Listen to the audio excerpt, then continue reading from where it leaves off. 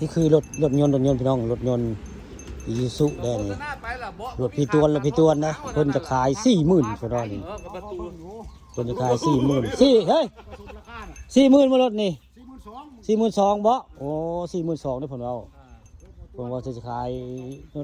รถยนต์คันนี้เพิ่นจะขาย42,000นี่ไปจะได้มาซื้อเด้อรถนั้นเสียตวนนะนี่รถเสียตวนบ้านอ่างได้นี่ไปได้กะติดต่อปัตตคามผสมดีพาไปซื้อก็ได้รถนี่จักได้รถนี่รถเสียตวนบ้านอ่างตะบนตาดเนี่ยครับแล้วรถคนที่ขาย42,000บ่ดอนี่เอาไปซื้อไปแก้งัวแก้ควายครับได้นี่มีอันคูงเงินแก้งัวแก้ควายนี่ไปได้รถไปแก้งัวควายมาซื้อได้รถเสียตวนบ้านอ่างตะบนตาดแล้วครับรถเราเนี่ย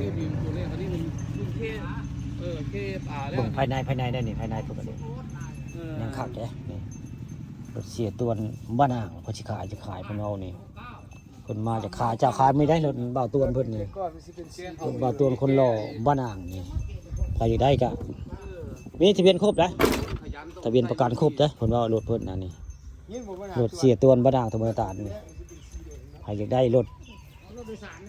ไปแก่งงัวแก่ควายกะมาซื้อได้นี่42,000รถเสียตัวบ้านนางตะบนตาดครับทำไผได้ไปซื้อไปแก่งัวแก่ควายหรือว่าแก่มาเพื่อแก่มันนี่มาซื้อได้อยู่บ้านนางตะบนตาดแกเขาไปสีแกผู้ดีไปหน้าแล้วโยมันสุดตอนนั้นเลยเพิ่นจะขาย42,000เนี่ยเพิ่นนอนปีนั่นน่ะบ่าวตัวคนหล่อบ้านนางนะเพิ่นจะขายนี่เด้อไผได้มาซื้อเด้อนี่รถอันเสียตัวบ้านอ่างตะบนตาดอำเภอตะงอยนะเพิ่นจะขายเครื่อง90 เลงเพิ่นว่าเครื่องเพิ่นน่ะ90 เลงนะเก๋หัวเก๋ควายคักเนาะบ่ได้เผาหัวได้เพิ่นเอาสตาร์ทติดตึ้มได้เลยเพิ่นเอาบ่แม่นเผาหัวรุ่นนี้บ่ได้เผาหัวได้ติดได้เลยอันนี้